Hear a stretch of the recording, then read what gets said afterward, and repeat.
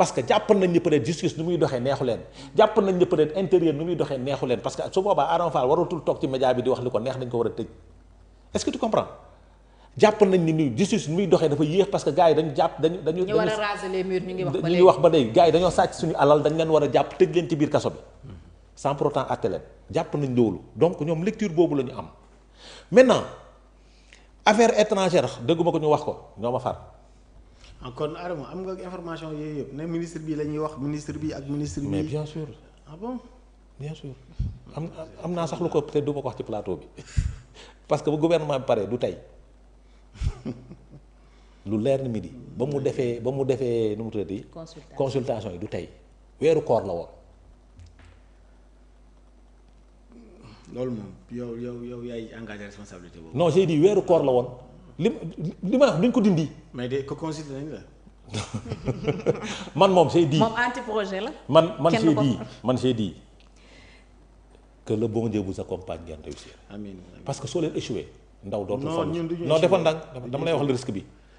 dama lay wax risque bi. Adama déglul xoolal je vous regarde les yeux dans les yeux. tey moom bëggul dégg échec c'est mon souhait c'est mon souhait. non du ñu échoué. c'est mon souhait le plus ardent. ku xool Pastef fi mu j'ai jógee defal ndànk. grand yow yaa ngi Pastef mais xamoo lu xew lu bari.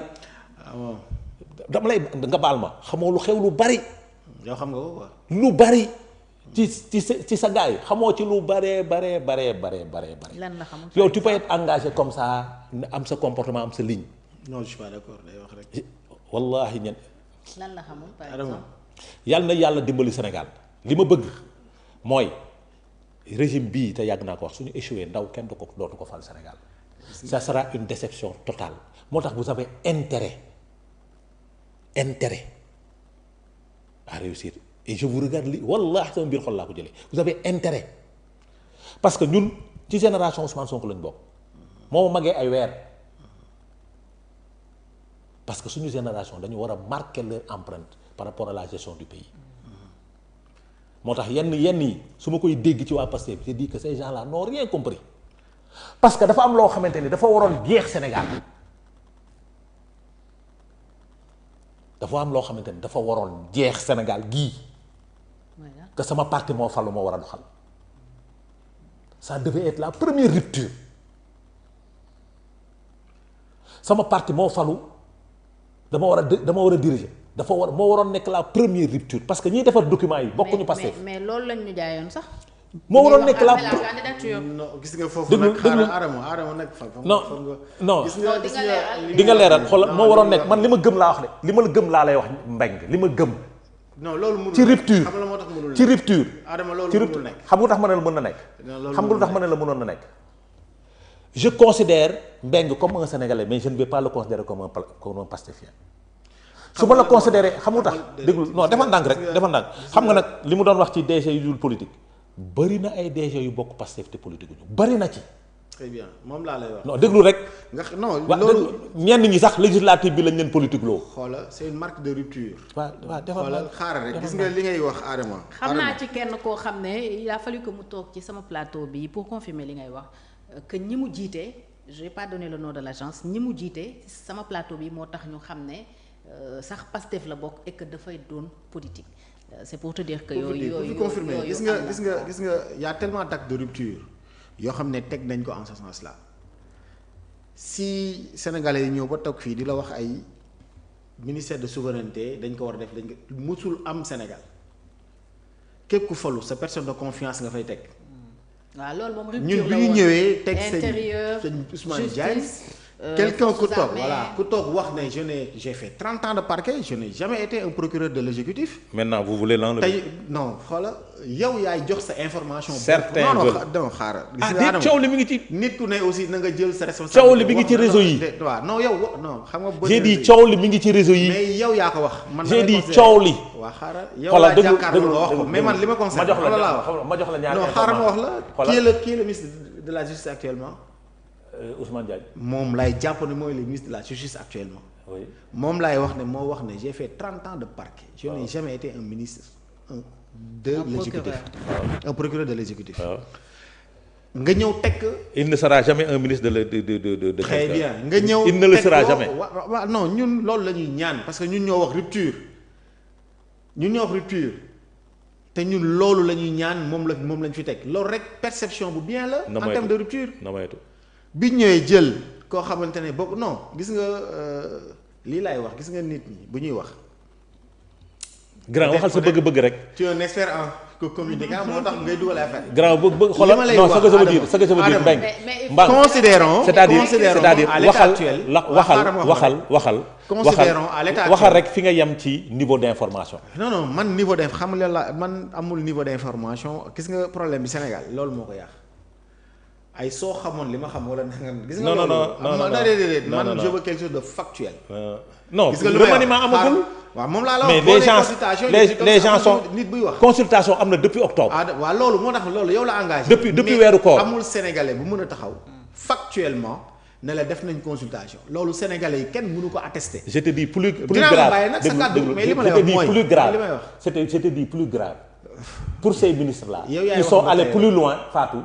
Ils ont fait des enquêtes de moralité sur ces personnes. loolu enquête de moralité c'est un principe. loolu yàgg na non dama ne pour vous dire ils ont fait des enquêtes de moralité sur ces personnes. loolu moom laa lay wax loolu yàgg parce que am na ci ñoo xamante ni dañu faussé ci enquête de moralité. mais lii ñun buñ ko bëggoon apprécier fan lañ koy apprécier. waaw baax na xaaral ba gouvernement bi amuñu élément buñ ko apprécier. oui mais parce que y a pas de remaniement gis nga wax yi genre waxtaan yi la ñu war a génn ñu wax des choses y a pas de remaniement dans ce pays là gis nga nekk guñ ci remaniement parce que proposé guñu ko amul gouvernement bu ñu wàccee gul démissionner pour ñu proposer un nouveau gouvernement donc qu'on s'en limite actuellement li nga xam ne moo fi nekk quelque chose de factuel c'est Ousmane Diagne bi ñu ko tegee une perception pour dire que nous sommes dans la rupture en plein. Il faut continuer dans cette rupture. ñun loolu la ñu espérer mais nag la justice elle est rendue au nom du peuple.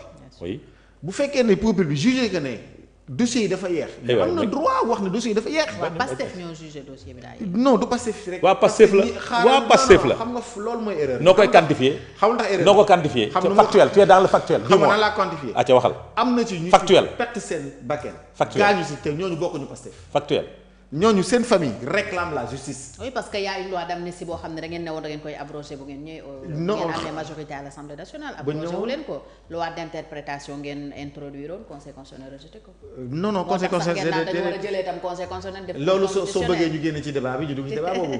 non dama ne li tax ngeen amagul woon mooy y a une loi d'amnistie qui est là. ngeen waxoon bu ngeen amee majorité moom ngeen campagne de. boo duggee ci la ça n'explique pas un peu les lenteurs du dossier yooyu. xam la moo tax. yow yaa wax le conseil constitutionnel daf ko rejeté. la loi d'interprétation le conseil constitutionnel par rapport bi ngeen diggee woon. voilà xam nga dafa ñëwoon ñu du bëgg a def une abrogation partielle xam nga conseil constitutionnel lan la ñuy wax li ñu bëggoon sax moom la ñuy wax daf ñu interpréter ne leen vous n'avez même pas besoin. la loi est anticonstitutionnelle. non xaaral. la loi est anticonstitutionnelle. la finalité c'est ça qui est factuel. xam nga lan moo factuel. luy factuel l'objectif qui a été visé. ci loi interprétative bi non. lan moo nekkoon non le président a dit. lan moo newoon lan moo newoon que la loi soit constitutionnelle. non attends gis nga. gis nga barbarie yi ñu defoon. gis nga que ñu enlever ko ci. gis nga déedéet. le champ d'abrogation. c'était pas l'objectif. non man kay. ce qui est l'objectif c'est d'interpréter partiellement cette loi. lan lañ doon interpréter déglu defal nag. Adama li ñu doon interpréter xam mooy lan. la loi pourquoi déglu que les crimes de sang dañuy waxtaan ça grand soyons factuels. mais tu étais non j'ai dit la loi est-ce que ab président abrogé na ko waaw wala déet. la loi kenn abrogé wu ko. lu tax abrogé wuñu ko. parce que li ñu soxla woon. déedéet lu tax abrogé wuñu ko laa lay tontu. waxal ma tontu la ci. waaw li ñu soxla woon. non lu tax c'est parce que conseil constitutionnel da koo rejeté. déedéet xam nga la moo tax même bi ko conseil constitutionnel rejeté l'objectif bi ñu ci dugaloon pour ñun am ko am nañ ko xam lu tax dañ ne les crimes de sang actes de barbarie torture yi dañ koy génn ci champ d'application boobu. j'ai dit te loolu la conseil constitutionnel wax. ne leen génn jaru ko. loolu c'est déjà pris en compte. très bien ne leen loolu jaru ko bu leen neexee ngeen dem.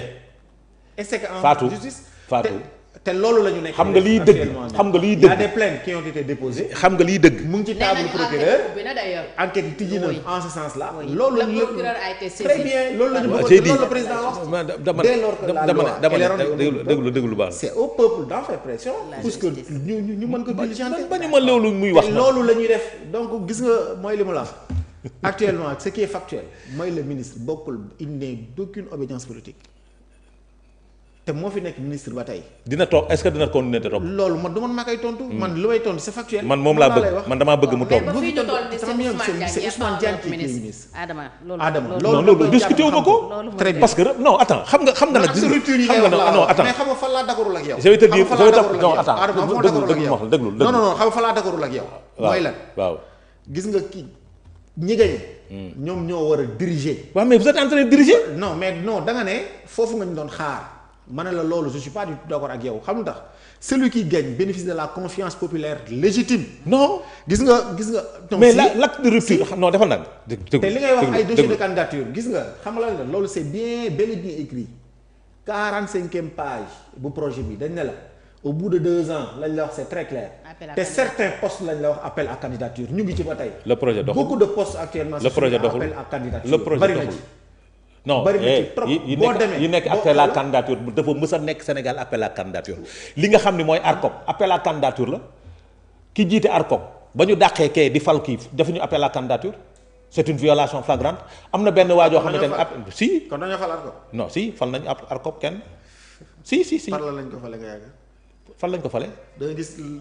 amul sooy def appel à candidature kay xanaa di nga ko lancer. moom laa lay wax moom la xanaa di nga ko lancer si fal nañ ko ba pare.